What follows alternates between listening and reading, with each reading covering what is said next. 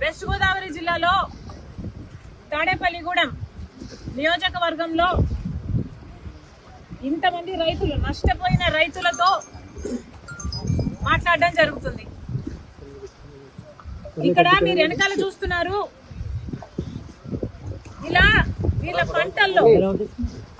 పంటల్లోకి నీళ్లు వచ్చిన పరిస్థితి. ఈ పరిస్థితి కేవలం ఈ గ్రామానికి చెందే 500 ఎకరాలు. ఇలా చుట్టుపక్కల గ్రామాలు, ఈ జిల్లా అంతా కలుపుకుంటే కనీసం 40,000 ఎకరాలు ఇలా నీట మునిగిందని అంచనా. మరి రైతులు ఇంతగా నష్టపోతుంటే ఏ ప్రభుత్వానికైనా ఎందుకు కనిపించడం లేదు? ప్రతి రైతు ఇక్కడ చెప్తున్నారు, అమ్మా ప్రతి ఒక్కరికి కనీసం 14,000 రూపాయలు ప్రతి ఎకరాకి పెట్టుబడి అయింది. చాలా మంది కౌలు రైతులము, అప్పు తెచ్చుకొని పెట్టినాము. కనీసం ఒక్కొక్కరికి 2 లక్షలు అని అప్పెందుకన్నా కనీసం లక్షల్లో వీళ్ళకి అప్పు ఉంది. కనీసం 2 లక్షలు ప్రతి రైతుకు ఇక్కడ అప్పు ఉంది. మరి ఇలాంటి పరిస్థితుల్లో ప్రభుత్వాలు ఏం చేస్తున్నాయో సమాధానం చెప్పాల్సిన అవసరం ఉంది. వీళ్ళందరూ ఇక్కడ నేను రాగానే అమ్మా మా పొలాలు ఎంతగా మునిగిపోయాయో చూడమ్మా అని వాళ్ళందరూ నీళ్లలో దిగి మరి వాళ్ళ కష్టాలు చెప్పుకునే ప్రయత్నం చేశారు.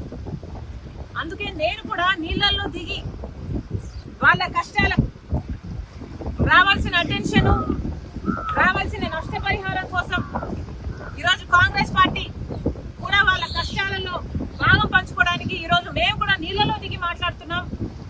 ప్రభుత్వాలు కళ్ళు తెరవాల్సిన అవసరం ఉంది. పక్క రాష్ట్రంలో రేవంత్ రెడ్డి గారు రుణమాఫీ చేశారు. ఇక్కడ రైతులు కూడా అమ్మా మాకు రుణాలున్నాయి, మాకు కూడా రుణమాఫీ అవసరము అని ప్రాధేయపడుతున్నారు. చంద్రబాబు గారికి చెప్తున్నాము, చంద్రబాబు గారు కాంగ్రెస్ పార్టీ కనుక అధికారంలోకి వచ్చుంటే తెలంగాణలో మాదిరిగానే ఇక్కడ కూడా 2 లక్షల వరకు రుణమాఫీ చేసే వాగ్దానం మేము ఇచ్చాం. కానీ మీరు ఇవ్వనంత మాత్రాన చెయ్యకూడదు అని రూల్ ఎక్కడా లేదు. రాజశేఖర రెడ్డి గారు రుణమాఫీ చేస్తాను అని వాగ్దానం ఇవ్వకుండానే, మేనిఫెస్టోలోనూ పెట్టకుండానే రుణమాఫీ చేసిన గొప్ప మహానేత రాజశేఖర రెడ్డి గారు. చంద్రబాబు గారు కూడా రైతులను ఆదుకోవాల్సిన అవసరం ఉంది అని కాంగ్రెస్ పార్టీ డిమాండ్ చేస్తుంది. ఇక్కడ రైతులు చెప్తున్న పరిస్థితి అయితే దారుణంగా ఉంది. అమ్మా ప్రతి సంవత్సరము ఇక్కడ నీళ్లు ఇలాగే పొంగి పొర్లుతున్నాయి. ఎర్రకాలువ పైనుంది, ఎర్రకాలువలో మరమ్మతులు జరగలేదు, మోడర్నైజేషన్ ఏ కెనాల్స్ లోనూ జరగలేదు. అక్కడ గనక పూడికలు తీసుకుంటే మాకు ఇన్ని నీళ్లు రాకపోయేవి, ఇంత దారుణంగా పరిస్థితి ఉండేది కాదు అంటున్నారు. మరి గత ప్రభుత్వం వైసీపీ ప్రభుత్వం, జగన్మోహన్ రెడ్డి గారు ముఖ్యమంత్రిగా ఉన్నారు. జలయజ్ఞంలో రాజశేఖర రెడ్డి గారు రైతుల పక్షపాతి అని నిరూపించుకుంటే, జలయజ్ఞంలో రాజశేఖర రెడ్డి గారు మిగిల్చి వేసిన ప్రాజెక్టులన్నీ 6 నెలల్లో పూర్తి చేస్తానన్న జగన్మోహన్ రెడ్డి గారు 6 నెలల్లో పూర్తి చేయకపోగా కనీసం ఉన్న ప్రాజెక్టులకు కూడా కనీసం మరమ్మతులు చేయలేదు. గేట్లు ఊడి తేలిపోతున్నా పట్టించుకోలేదు. ఆఖరికి పూడికలు కూడా తీయలేదు. కట్టెడు మత్తి కూడా ఎత్తి పోసిన పాపాన పోలేదు. కాబట్టే ఈ రోజు ఇంతగా నీళ్ళు వచ్చాయి అని ఈ రైతులు చెప్తున్నమాట. మొత్తం చూసుకుంటే కనీసం లక్షల ఎకరాలలో పంట నష్టం జరిగింది. మరి చంద్రబాబు గారు ఇప్పుడు ముఖ్యమంత్రిగా ఉన్నారు.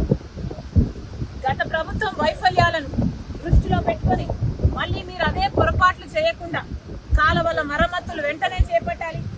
నెక్స్ట్ ఇయర్ కల్లా మళ్ళీ ఇదే పరిస్థితి రాకుండా చూసుకోవాలని ఈ రైతుల పక్షాన డిమాండ్ చేస్తున్నాం. వెంటనే వీళ్ళందరికీ నష్టపరిహారం కూడా కనీసం 12,000 రూపాయలు ఖర్చు అయింది. మాకు అంతకంటే ఎక్కువే అయింది, 16,000 కొంతమంది చెప్తున్నారు. అంచనాలు వేసి వెంటనే ఆ ప్రక్రియ మొదలుపెట్టి వీళ్లకు నష్టపరిహారం కూడా చెల్లించాలని డిమాండ్ చేస్తున్నాం. ఇదే పరిస్థితిలో బీజేపీ పార్టీని కూడా నీళ్లలో సగం నీళ్లలో నడుం వరకు నీళ్లలో నిలబడి కాంగ్రెస్ పార్టీ ప్రశ్నిస్తుంది.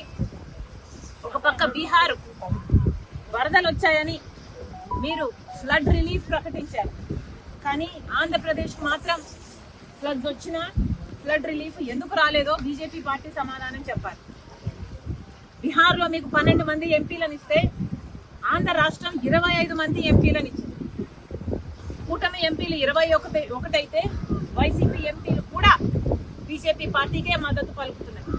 25 ఎంపీలు ఆంధ్ర రాష్ట్రానికి చెందిన ఎంపీలతో మీ సర్కార్ అక్కడ నిలబడి ఉంటే మరి ఆంధ్ర రాష్ట్రానికి మీరు చేస్తున్నది ఏమిటి అని అడుగుతున్నాం. ముఖ్యమంత్రి చంద్రబాబు గారు 1,00,000 కోట్లు అడిగితే మీరు శాంక్షన్ చేసింది 15,000 కోట్లు. మరి ఈ లెక్కన మీరు నెక్స్ట్ 5 ఏళ్లకైనా ఎంత ఇస్తారని మేము ఎక్స్పెక్ట్ చేయాలి. ఉన్న భరోసా కూడా పోతుంది. బీజేపీ పార్టీని నిలదీస్తున్నాం. బీహార్ కు మీరు వరద సాయం కింద ఇచ్చినప్పుడు